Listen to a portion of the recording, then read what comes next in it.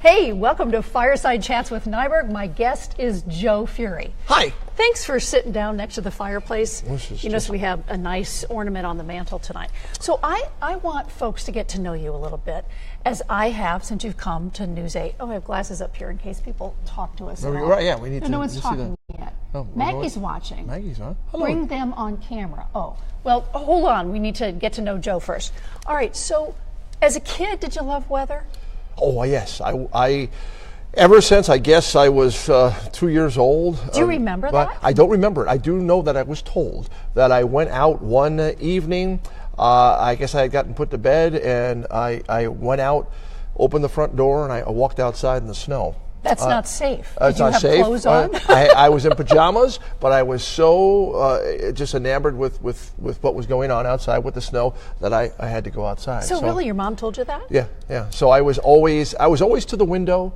I wanted to know why it was raining, snowing, wind was blowing. Anything that had to do with the weather, I was just. You loved it. I loved it. I just loved it. Years ago, we met when you worked with Dr. Mel. Yes, we did. Let's tell the folks about that. Yes, I came down here with Mel. I was with Mel for 5 years. I after I graduated at Villanova. From where? Villanova University. He's a Villanova grad. Villanova grad. Go Nova. Okay, we'll watch that this weekend. Okay, and so I was a graduate student, then a graduate assistant, then assistant director of the Weather Center at WestCon. So Mel was doing Channel 8. And I came down with him, and I remember being on a second tier in the building. Yeah, we used to have 2 floors. Yeah, exactly. Yeah. And so we went to where he was, and this wonderful lady comes bopping up. I paid him to say that. She's like, Mel, this is for you. And then she said, you looked at me and you said, hi. And I said, hi, and then you turned around and went away again, and Mel looks at me and goes, oh, she's brand new. We were in our 20s. Yes, exactly. Yeah. Yes. Now we're not. No, we're not anymore. No, that was 30 plus years ago. Yeah, absolutely. Now, some folks may not know that you're a father of 4 daughters. Yes, I am. Tell me about them. Yeah, they're all fantastic, very, very blessed, fortunate. They range from 24 down to almost 16. And one is out of college and working in Hartford, and the next 3 are all about to go into college, one after the other. So he's going to be paying for the rest of his life. Yes, we know that because we put 3 through college. So you're from Connecticut originally. Yeah, Where'd you grow up? I grew up in Norwalk, which meant that when it came to watching television stations, it was all New York or it was Channel 8. Because Channel 8 would come in down there before cable, of course, but we could get it off the antenna.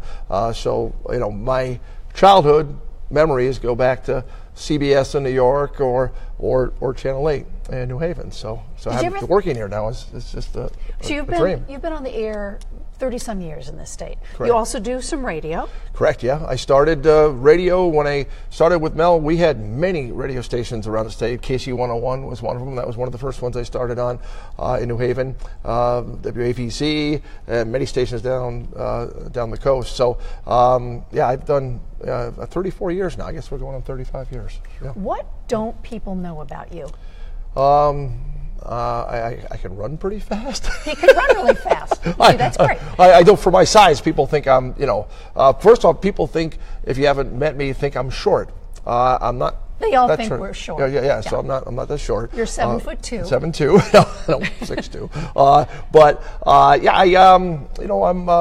I'm somebody who my hobby is weather, being with my wife and my kids and family. And Tracy works at Channel 3, we should say. She does, yeah. She's the enemy. And that's how we met some 25 years ago. Yeah, we met there when I was working there. Meet? So you were. She was a producer yelling in my ear, telling me to be quiet and everything else, and so I said, I kind of like this. So you liked screaming women who she was do things in your ear like that. That's crazy. So told me what to do, and it was great. No, she's wonderful. So you love. One thing you don't know about Joe is that anybody he meets, he brings right into the TV station and likes to tell them what he knows about weather. And you had a young family in here tonight. I did, yes. I out at the Connecticut home show at Connecticut College over the weekend. A family with a young girl who is very interested in weather and loves Channel 8 and is having some medical things done here at Yale. I invited her and the family to come in, and they came in today, spent about 3 hours, and just had a wonderful time. He has a heart of gold. He really does. Well, now, you have a brother who's a priest. Yeah, he started out as a corporate lawyer out of Fordham Law School and was doing that for at least about 10 years, and then went to Rome and became a Roman Catholic priest. Yeah. What don't we know about you? We know you love the weather. We know you're a father of 4. We know you love Connecticut. What else do you do that we don't know about? I love going out and being with people, the schools. Love talking to kids. I remember when I was young, I had a TWA pilot that lived near me, and he would talk about the weather. I remember, going, in school, having people really intrigued with the fact and thought it was really cool that I wanted to be a meteorologist when I grew up. And so all my projects were on weather. So you were one-track mind. I was one-track mind. I did supposed to be a 15-minute presentation in 8th grade for weather, and it ended up being an hour and a half when the school came in. People from the other part of the school started coming in. So I love it. I knew what I was like when I was at it. I had a 6th grade teacher, Mr. Broll, who he understood the reason why I looked outside all the time wasn't because I was not just daydreaming, paying attention. It's just we set up a weather station in our classroom, and that's what I think all schools should be doing. I was fascinated. So we got thing together. We go outside, we take observations and learning about the clouds and the pressure changes and so forth. Are you a numbers guy? Do you like numbers? No, I love numbers. Numbers have always been a big. I guess you have to if you're going to be in this business. Exactly. Yeah. And one thing you can't see right now, but we're both holding up extra pairs of glasses. You have a pair on, and you see. I will say, "Hey, where are my glasses?" And I can't find them, and they're up here. I do it all the time. Is that the sign of age? Yes, it is. Yeah. Now, another thing you should know about Joe is that he's quite a dapper dresser.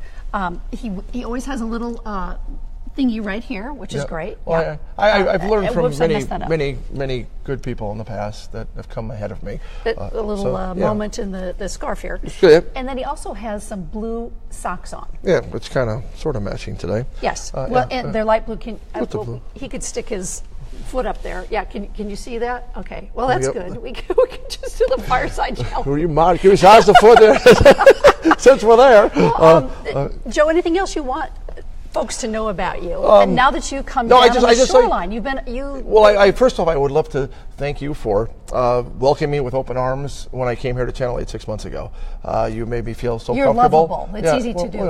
I really appreciate that because she's one of the most wonderful people you'll ever meet. I really mean that. And one of the best newswomen in the country. In terms, I thank all the people in Connecticut. People in Connecticut are fantastic. I mean, we have, I think Channel 8 here is a place that people really look at as an institution, one that they really count on, and I think when you go out and you meet everybody, it's just wonderful to meet you and talk to you and find out about you and see what's going on in the different towns around the state. 169 different towns, and it's just amazing how like this past weekend it was all Eastern Connecticut. I got to know a lot of folks from Putnam to Danielson to Uncasville to down through the southeast corner in Stonington. So. It's a great little state. And I think we have to shore it up. We have to build it up. And like you say, it's 169 cities and towns, and it's a great little place to live. No, it is. It's a wonderful place to live, and we we are certainly having our challenges as far as weather forecasting goes over this last month, and it goes to show you how we still don't have it down. When you look at meteorology and what we take. It's a science. It's a science, and what we take out of the atmosphere and our computers and so forth. You look back to the hurricane in 1938. For any of you that remember that, nobody knew it was coming, and that's not that long ago. So we're still trying to get better. Obviously, these last 4 snowstorms, we learned some lessons. But I know some of you were frustrated and whatnot, but. Again, went out and met the people this weekend, and you were all very nice about the fact that you understood that the challenges are there. When one town has 20 inches and then a few towns over has 2 inches, how do you forecast Mother Nature, that? How do you do it? How do you do it? Joe, thanks very much. I appreciate you coming on the Fireside Well, it's Fireside Chat, and I thank you so much, and it's wonderful, wonderful, wonderful to be here at Channel 8. All right, see you soon. Okay, bye.